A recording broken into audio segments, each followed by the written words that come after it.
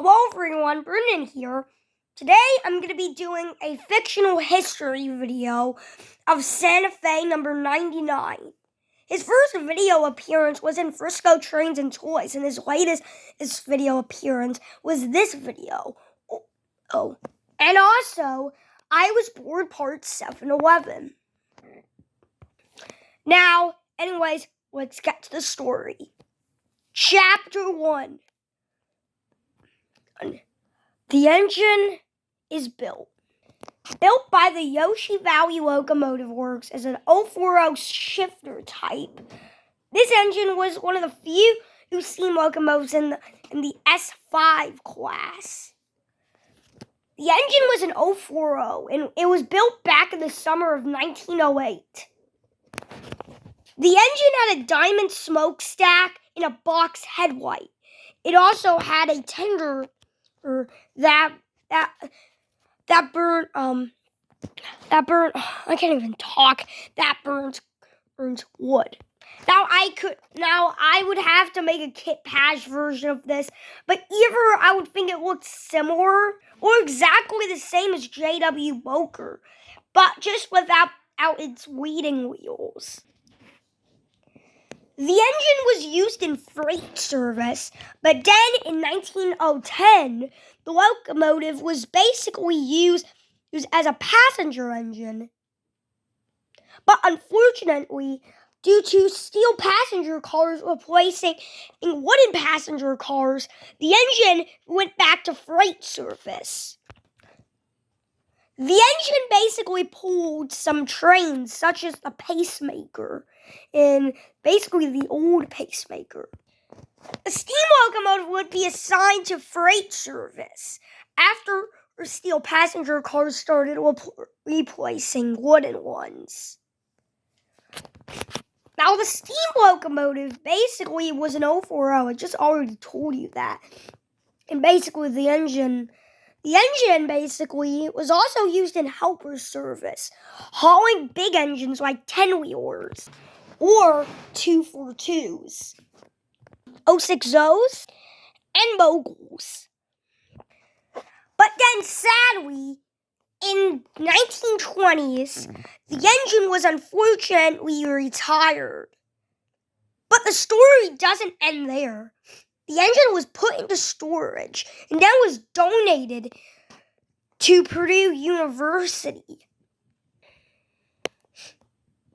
But then, in the 1940s, the engine basically went back into service on the Wabash, not the Santa Fe. When it worked on the Santa Fe, the engine was basically a fast freight engine. But there would be a few changes. The engine would have the headlight moved up here. But the engine wasn't the sharpest tool in the shed, however, because the engine was actually not the powerful engine they were hoping it for. So basically, it just got removed and was replaced by more stronger 10-wheelers. I'm kind of sad that Wabash left this engine. But either way, the engine's still beautiful. It was put in the storage, but then sat in a scrap heap since the 70s.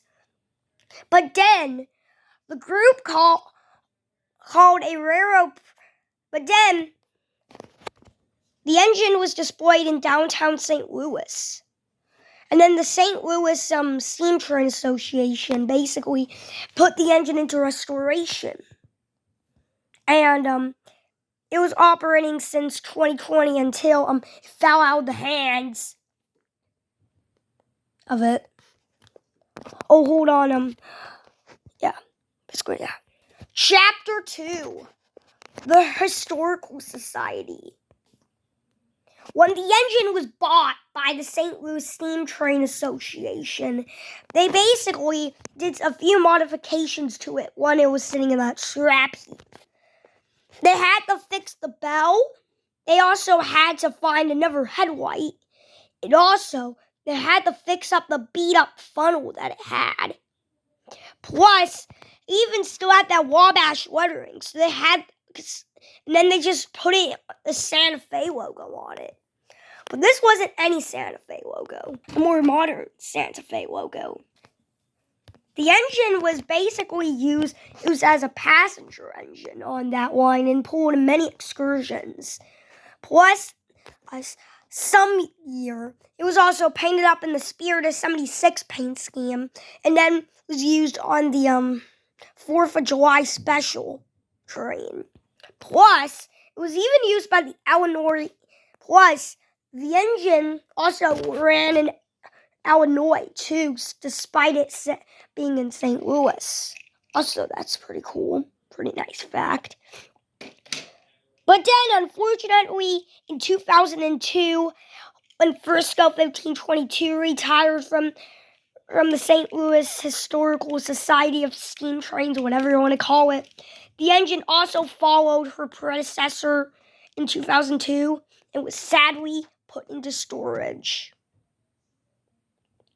But then, don't you worry, in 2023, or maybe in 2024, I don't know, the engine was bought by Plasticville, USA as a freight and passenger steam locomotive, which means it's a mixed traffic.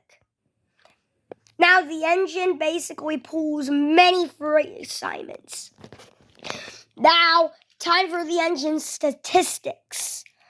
The engine is an 040 four-coupled steam locomotive. When the engine is empty, it weighs 65 tons. This engine has a tractive effort of 10,000 pounds. It has a boiler pressure up to 10,000 pounds. The engine was built by the Yoshi Valley, and also some were built by Baldwin. And yeah. So basically, that was it for today's video of a fictional history lesson of a steam locomotive. Hope you enjoyed. I'll see you guys in the next one. Bye.